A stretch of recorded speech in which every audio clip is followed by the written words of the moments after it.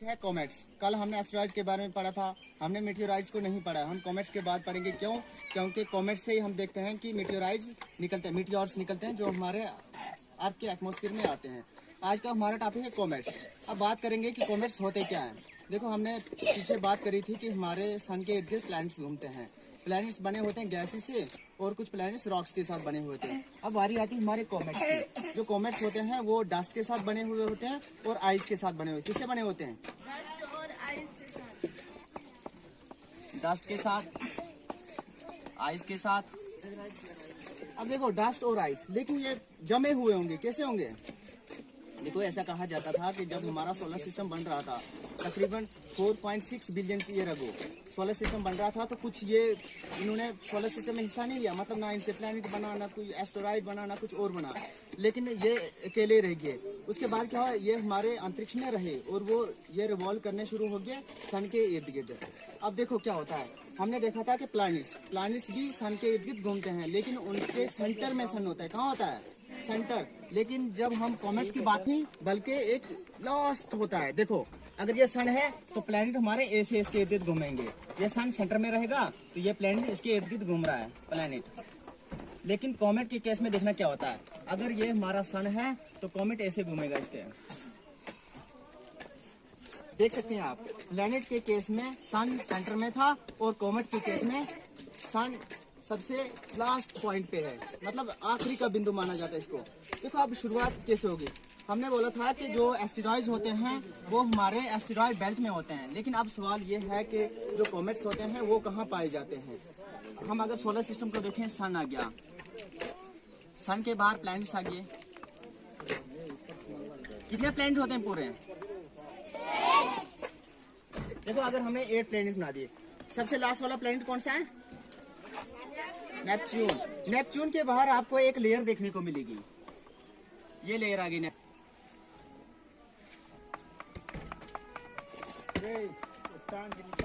इसको हम Kuiper belt बोलते हैं। कौन सी बेल्ट है?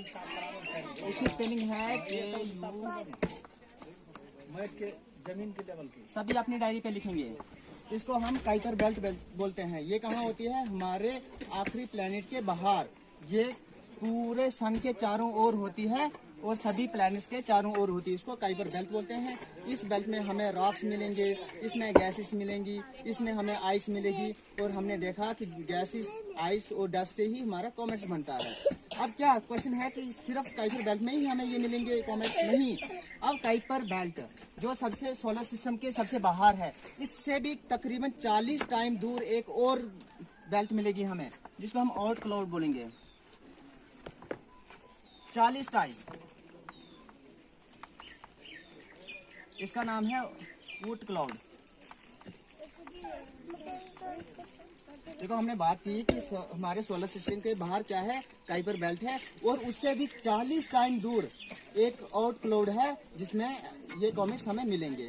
देखो, अब क्वेश्चन आता है कि क्या ये कॉमेट्स सभी सन के इर्द गिर्द घूमते हैं? हाँ, बिल्कुल। लेकिन हमने बोला कि ये जो कॉमेट्स होते हैं ये सन सेंटर में नहीं रखते हैं, सन को एक आखिरी का बिंदु मानते हैं। और इसीलिए क्या होता है, देखो, अगर हम इसका ऑर्बिट बना लें, मान लो यहाँ से आ रहा है हमारा,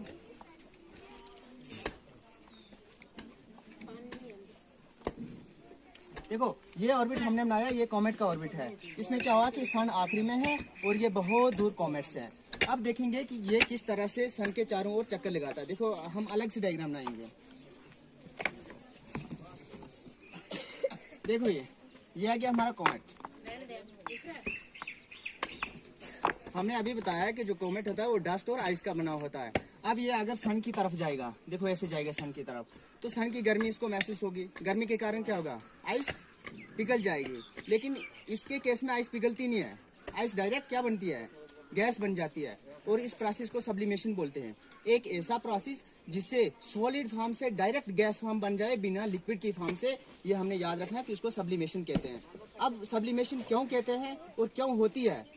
सब्लिमेशन क्यों कहते हैं? डायरेक्ट सॉलिड से गैस बनती है। और क्यों होती है? जहाँ पर ड्राई क्लाइमेट हो, जो हवा हो उसमें नमी बिल्कुल ना हो, बिल्कुल सूखी हवा हो, उस केस में सब्लिमेशन प्रोसेस होता है। और हम देखेंगे अगर सन के नज़दीक हम जाएंगे तो टेम्परेचर हमारा बहुत बढ़ जाएगा। उसके कारण क्या होगा कि जो आइस होगी हमारे पास वो डायरेक्ट गैस में तब्दील हो जाएगी। देखो हमारे पास यहाँ कॉमेट जब पहुँचेगा, जाएगा कॉमेट के बाहर एक क्लाउड जाएगा, सन के नज़दीक पहुँचने वाला होगा कि उसके बाहर एक लेयर लग जाएगी। इस लेयर को हम कोमा बोलते हैं। क्या बोलते हैं इस लेयर को? कोमा बोलते हैं। कोमा कौन सी लेयर होगी?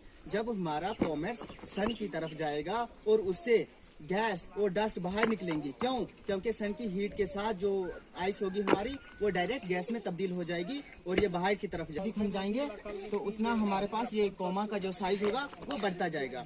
अब देखो बात क्या होगी, जैसे सन के नज़दीक जाएंगे तो सोलर फ्लेयर्स होती हैं, लपटें होती हैं सोलर की, या इनको आप सोलर विंड कह सकते हो। अब उसका सामना करना पड़ेगा इसको। अब देखो ये तो हवा ही है, मतलब हवा का क्लाउड्स है, बादल जैसा बना हुआ है। अब ये सन के नज़दीक जाएगा तो इसको मतलब हवा आएगी तो इसका जो अंदरूनी पार्ट है न्यूक्लियस, इसको हम न्यूक्लियस कहते हैं, ये बाहर होगा। लेकिन जो बाहर वाला है ये थोड़ा इसका वेट कम होगा। इसके हवा के कारण क्या होगा कि ये थोड़ा पीछे की ओर जाएगा और इसकी टेल्स बन जाएंगी। क्या बनेंगी? पूंछ बन जाएगी और दो बनेंगी। हमने बोला गैस और डस्ट से बना हुआ है तो इसमें दो टेल्स बनेंगी।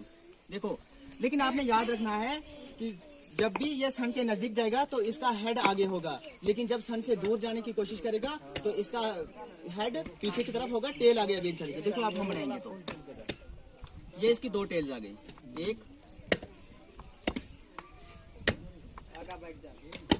दो टेल्स, एक आगे गैस टेल,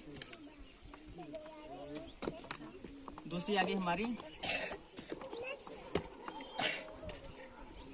डस्ट टेल।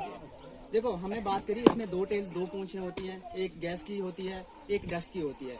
अब दोनों क्या हमें क्या डिफरेंस लगेगा कि ये डस्ट की और ये टेल्स होंगे? उसकी वजह से क्या होगा कि उनमें कर्व रहेगा, लेकिन गैस जैसे आप फूंक लगाओगे जो हल्की चीज होगी तो डायरेक्ट उसका असर उस पर देखने को मिलेगा हमें और वो सीधी लग जाएगी। इसलिए देखो जब भी आपका कॉमेट्स होगा, ये आ गया कॉमेट्स, अब डस्ट वाली टेल पे सोलर की विंड होंगी, उनका असर तो होगा लेकिन थोड़ा लेट होगा। क्यों?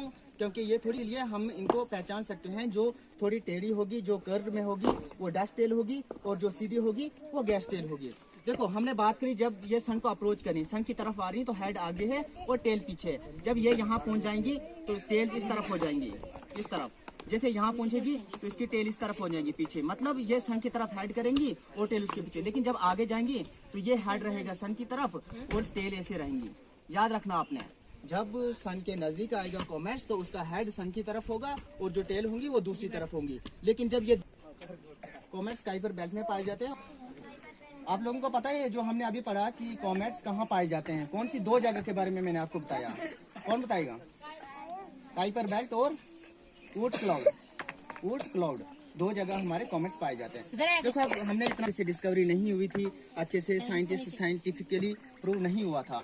देखो पहले क्या कहा जाता था कि देखो हमने ये टॉपिक हम अगर कहें कि हमने ये पहले पढ़ा लेकिन मीटियोराइट्स नहीं पढ़ा है, इसका एक कारण है। देखो हमने जब कहा कि सन कि जब ये कॉमेट्स आपके नज़दीक आता है तो इसकी बहुत लंबी लंबी पूंछ होती है। दो टेल्स हमने पढ़ी, एक डस्ट की टेल होती है, एक गैस की टेल होती है, ऑयल टेल जिसको हम कहते हैं। तो जो डस्ट की टेल होगी उस कहने में तो छोटे हैं लेकिन ऐसे बड़े होंगे। अब क्या होगा, जब ये आपके नज़दीक पहुँचेंगे तो इसकी टेल्स बहुत बड़ी होंगी। जितना ज़्यादा हमने बोला सन की तरफ जाएगा तो इसकी टेल और बड़ी होती है। अब होता है क्या है कि जब ये आपके नज़दीक जाएगा डस्ट वाली टेल में से कुछ पार्टिकल्स हमारे अर्थ की ओर निकलेंगे और अगर हमारे अर्थ के एटमॉस्फेयर में पहुंच गए तो हम इसको मीटियोर्स कहेंगे। इसलिए हमने मीटियोर्स वाले टॉपिक को इसके बाद में पढ़ना है। देखो ये होगी बात। देखो जब भी ये हमारे आपके नज़दीक आता था इसके डस्ट वाले टेल से कुछ पार्टिकल्स हमारे आपके एटमॉस्फेयर में आ गिरते थे। अब लोगों ने देखा, उनको कोई पता नहीं था कि कैसे क्या होता है, मतलब ये जो चीज़ें आ रही हैं ये हैं क्या। मतलब उस टाइम सिर्फ लोगों को तारों के बारे में पता होता था। जब ये चीज़ें नीचे आई तो हुआ क्या कि लोगों ने बोला कि ये तारा है। क्यों? क्योंकि ये चमक रहा है। अब चमक क्यों रहा है? सूरज की रोशनी जब डस्ट पे पड़ी या फिर गैस पे पड़ी तो वो गैस चमक उठी और जब ये हमारे एटमॉस्फेयर में आई, एटमॉस्फेयर की वजह से जलने शुरू हो गए। जलने के कारण क्या हुआ कि ये ग्लो करने लगे तो लोगों को दिखे तो उन्होंने बोला ये टूटता हुआ तारा है। अब लोगों में थोड़ा उत्साह हो गया कि हाँ हम नई चीज़ जानेंगे। अब उन्होंने क्या किया कि सभी साइंटिस्ट मतलब इसी काम में लग गए कि ये जलने वाली चीज़ है क्या। तो आगे आगे चलते चलते उन्होंने क्या कहा, एक हमारे साइंटिस्ट या फिर शास्त्री जिनको कहते हैं एडमंड हैली, एडमंड हैली उनका नाम। उन्होंने भी बहुत इसके बारे में रिसर्च लगाई। उन्होंने कहा कि जो ये कॉमेट, ये जो आप टूटता हुआ तारा देख रहे हो, ये तारा नहीं है, ये कॉमेट्स है। अच्छा, कॉमेट्स है। उसके बाद आगे स्टडी चलते चलते फिर लोगों ने अपने आप में एक और सोच बना ली। लोग बोलने लगे कि कॉमेट्स पूरे अंतरिक्ष में पाए जाते हैं और जिंदगी अपनी मतलब जितनी भी उनकी जिंदगी है तो वो एक बार सन के नज़दीक आते हैं और तभी हमें पता चलता। फिर उसके बाद स्टडी हुई। फिर यही एडमंड हैली उन्होंने क्या किया कि लोगों को बताया कि आपने जो कॉमेट्स आज से पहले देखे हैं, 3 बार देखे थे उन्होंने। तकरीबन पहला तो 15 समथिंग में देखा था, दूसरा देखा था 1607 में, तीसरा देखा था 1680 में। तो एडमंड हैली जी ने बताया उन्हें कि जो आपने कॉमेट्स आज से पहले देखे हैं वो एक ही हैं, मतलब वो अलग अलग नहीं हैं। अब थोड़ा लोगों ने इस पे सोच विचार करा कि हाँ, अगर एक ही है तो इसका मतलब ये अपने ऑर्बिट में घूमता होगा। जो हम आज तक सोच रहे थे कि ये पूरे अंतरिक्ष में पाए जाते हैं, हर जगह घूमते हैं और सन के पास एक ही बार आते हैं, तो ये बिल्कुल गलत था जी, बिल्कुल। अब उन्होंने कहा, एडमंड हैली जी ने उन्हें बताया कि जो आप कॉमेट्स देख रहे हो आज से पहले 3 बार आप देख चुके हैं, तो वो एक ही है। तो उसके बाद लोगों ने सोचा हाँ, जो हमारे कॉमेट्स होंगे वो भी एक प्रॉपर ऑर्बिट में घूमते होंगे। तो उसके बाद क्या हुआ कि उन्होंने बताया कि ये कितने टाइम बाद मतलब निकलता है। उन्होंने बोला तकरीबन 76 ईयर बाद हमें ये दोबारा देखने को मिलेगा। उसी के नाम से, एडमंड हैली के नाम से, हमने एक कॉमेट्स को नाम दिया हैली कॉमेट्स। याद रखेंगे आप, HALLEY हैली कॉमेट। ये पिछली बार 1986 में देखा गया था और संभावना है कि ये 75 ईयर्स या 76 ईयर के बाद हमें दोबारा देखने को मिलेगा। देखो, ये सबसे फेमस कॉमेट्स है। क्यों? क्योंकि ये हमें 76 ईयर के बाद देखने को मिलता है और हमने बहुत बार देखा है इसको। देखो, हमें कैसे हमने अभी तक बात करी थी कि जो हमारे कॉमेट्स होते हैं वो 2 जगह पाए जाते हैं। एक बात करी थी काइपर बेल्ट में, दूसरा ऊट क्लाउड में। अब हमें कैसे पता चलेगा कि जो ये हमारा कॉमेट है ये काइपर बेल्ट से आया हुआ है या ऊट क्लाउड से? देखो, हमने अभी बात करी कि जो हमारा काइपर बेल्ट है वो से आ रहा है और कौन सा कॉमेट ऊट क्लाउड से आ रहा है। देखो, हमने देखा कि ये हमारा लास्ट वाला प्लैनेट, ये नेपच्यून आ गया। नेपच्यून के बाद हमें काइपर बेल्ट देखने को मिलती है। बहुत दूर, 40 टाइम दूर हमें ओट क्लाउड देखने को मिलती है, OORT क्लाउड। देखो, इसका मतलब जिस कॉमेट्स को कम टाइम लगेगा सूरज का पूरा चक्कर लगाने में, तो वो हम कहेंगे कि ये हमारा काइपर बेल्ट से आया है, और जिसको ज्यादा टाइम लगेगा तो हम कहेंगे ऊट क्लाउड से आया। देखो, अक्सर माना जाता है कि कॉमेट्स को हमने 2 टाइप्स में देखा है। कौन कौन से? जिनका एक शॉर्ट पीरियड होता है और जिसका लॉन्ग पीरियड होता है। तो 2 टाइप्स में बांटा है। एक को बोला है शॉर्ट पीरियड कॉमेट और दूसरे को बोला लॉन्ग पीरियड कॉमेट। अब इन दोनों में फर्क क्या है? शॉर्ट पीरियड कॉमेट जो मतलब कम समय में सूरज का एक चक्कर लगाया जाएगा। पीरियड उसी को बोलते हैं। देखो, अगर ये हमारा एक सेंटर का बिंदु है और इसके चारों ओर हमने एक चीज को घुमाना है। अगर हम इसको यहाँ से शुरू करते हैं तो यहाँ से लेकर देखो ऐसे ऐसे होते हुए अगर ये पूरा चक्कर एक लगाएगी, इसको पीरियड कहते हैं। अब कॉमेट्स भी तो यही है। कॉमेट्स क्या करता है कि कॉमेट्स के केस में सन तो एंड पे रहता है और ये इसका चक्कर लगाता है, लेकिन लगाता जरूर है। एक सर्कल कंप्लीट होता है, इसको पीरियड कहते हैं। अब बोलता है कि जो कॉमेट्स कम टाइम में एक चक्कर सन का लगा देंगे तो उसको शॉर्ट टाइम पीरियड कहेंगे। अब देखो कितने टाइम में, लेकिन 200 ईयर्स आर लेस। जो कॉमेट 200 साल या उससे कम टाइम लगाएगा सन का एक चक्कर लगाने में, तो उसको हम बोलेंगे शॉर्ट पीरियड कॉमेट। और दूसरा कौन सा था? जो 200 ईयर से ज्यादा टाइम लगाएगा, तो वो कॉमेट जो 200 ईयर से ज्यादा टाइम लगाएगा सन का पूरा चक्कर लगाने में, तो उसको हम लॉन्ग पीरियड कॉमेट्स कहेंगे। ये आ गया कॉमेट्स। बस आज का हमने इतना ही करना है। आज क्या क्या पढ़ा हमने? कॉमेट्स के बारे में क्या पढ़ा हमने पढ़ा कॉमेट्स क्या होते हैं, किस चीज़ से बने होते हैं, इनकी थोड़ी बहुत हिस्ट्री के बारे में जाना। फिर हमने जाना ये कहाँ कहाँ पाए जाते हैं। हमने बोला कि 2 जगह पाए जाते हैं, काइपर बेल्ट में और ओट क्लाउड में। फिर हमने ये